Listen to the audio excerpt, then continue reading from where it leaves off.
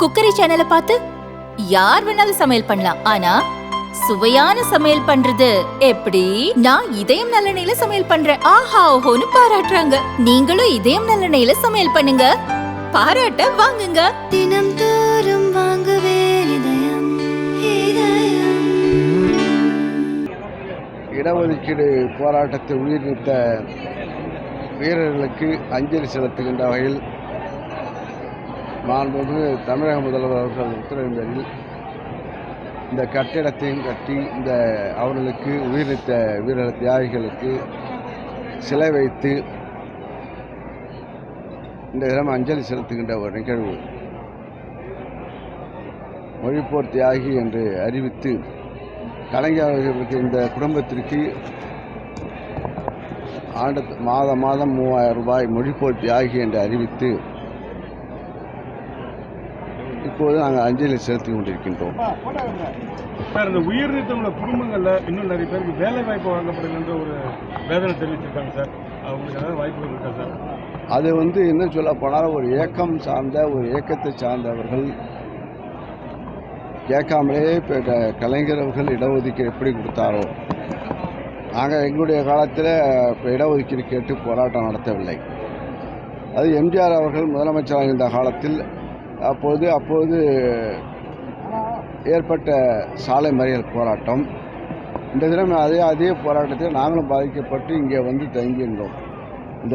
அப்போது நடத்தப்பட்ட துப்பாக்கி சூட்டு அதிமுக ஆட்சி காலத்தில் துப்பாக்கி சூட்டு நடத்தப்பட்டு அதற்கு பிறகு இப்போது யாரும் சீண்டாமல் இருந்தபோது கலைஞர் 89 ஆட்சி வரும்போது இடஒதுக்கீடு கொடுத்து அது தொடர்ச்சியாக நான் இந்த துறையின் அமைச்சராக பேக்வர்ட் கிளாஸ் அமைச்சராக இருக்கும்போது இந்த கோரிக்கையெல்லாம் வந்தபோது முதலமைச்சர் அவர்கள் மொழிப்போர் தியாகி என்று அறிவித்து அந்த குடும்பத்திற்கு மாதம் 3000 ரூபாய் இப்போது வந்து கொண்டிருக்கிறது. மொழிப்போர் தியாகி என்று அறிவிக்கப்பட்டு ஆக இந்த இதுக்கு இப்போது இன்னும் சொல்லப்போனால் அதை வைத்து அரசியல் செய்கின்றார்கள். அவருடைய குடும்பத்திற்கு இதுவரை செய்ய திரும்ப பார்க்கவில்லை. ஆனால் வருஷம் பார்ப்பாங்க. நாங்கள் மாதம் அரசாங்கத்துடைய பணம் இந்த குடும்பத்துக்கு செல்கின்றது. அவர்களுக்கு வீடு இருக்கின்ற வீடு கூட அந்த இன்னும் சின்ன வீடு கூட அவங்களெல்லாம் கட்டி கொடுத்தாங்களா தெரியல. அந்த குடும்பத்தை அந்த இயக்கத்தை சார்ந்தவர்கள் செய்தார்களா என்பது உங்களுக்கு தான் தெரியும். ஆக இப்போது அரசு அவர்களுக்கு இந்த மதிப்பு கொடுத்து அங்கே கொடுத்து இப்போது ஆண்டுதோறும் அஞ்சலி செலுத்துகின்ற ஒரு நிகழ்வும் ஏற்படுத்திருக்கு. சார், வன்னியர்களுக்கு இடஒதுக்கீடு வழங்க உச்சநீதிமன்றம் ஆணையிட்டு 1267 நாள் ஆகியும் இதுவரை திமுக நடவடிக்கை எடுக்கணும். ஏன் இப்போ 10.5 விட்டு 15% உயர்த்திருக்காங்க பாருங்க. இதுக்கே இப்போ அந்த விளைவு அந்த 10.5% என்பது இப்போ 15ஆக இப்போ அவங்க கோரிக்கை வைத்திருக்க என்ன காரணம்? இது ஒரு முன்னாள் நீதியரசருடைய தலைமையில் இந்த கமிஷன் ஆராய்ந்து கொண்டிருக்கிறது.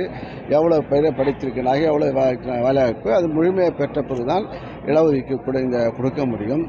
ஆக நீதிமன்றம் அது இப்போ அந்த நீதிமன்றத்துடைய ஆணைக்குட்பட்டு தான் இப்போது கமிஷன் அமைக்கப்பட்டு கமிஷன் பரிந்துரை செய்ய வேண்டும். ஆக இப்போது கமிஷனுடைய ஆய்வு வேறு மாதிரியில் இப்போ செல்கின்றது. என்னென்றால் அதிக அளவு இப்போது இடஒதுக்கீடு 10.5 இவர்கள் கேட்டார்கள். ஆனால் அனுபவிப்பது அதிகமாக அந்த மாணவர்கள் அனுபவிக்கின்றார்கள் என்ற செய்தி வெளியே வரும்போது இப்போ 10.5 இப்போ 15ஆக உயர்த்தியிருக்கின்றார்கள். இது எதுக்காக தெரியவில்லை. டிசம்பர் 17 சிறை நிறுத்த போராட்டம் பண்ண சிறை தான் போனோம். நாங்களாம் போராட்டம் பண்ணி 48 நாள் ஜெயிலில் இருந்தோம், 60 நாள் ஜெயிலில் இருந்தோம், ஜெயிலில் இருந்தோம். போராட்டம் நடத்த உள்ளே தான் போகணும், கேஸ் இருக்கும், நடத்துவாங்க. இது கலைஞர் அவர்கள் செய்தது. இப்போ கிட்டத்தட்ட 15,000க்கு மேற்பட்ட அவர்களை இந்த பாட்டாளி கட்சி மீது இந்த போராட்டத்து போது ஏற்பட்ட வழக்கை ரத்து செய்துக்கு அவர்கள் இப்போது இப்போ சிறை நிரப்பு போராட்டம் போனால் அது தியாகம் தானே. தியாகம் ஏற்பட போகிற சிறை நிற்பது பெருக்கும்.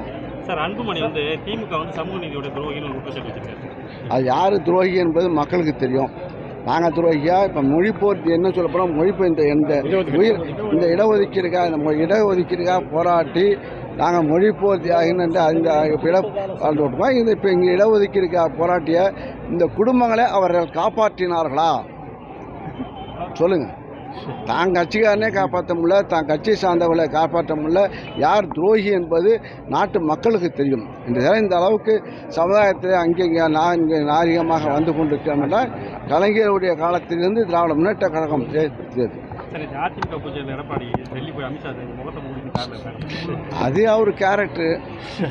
அவரை அவனுக்கு நன்றியை மறக்கிறதுக்கு ஒரு காலாகும், ரொம்ப நாளாகும்.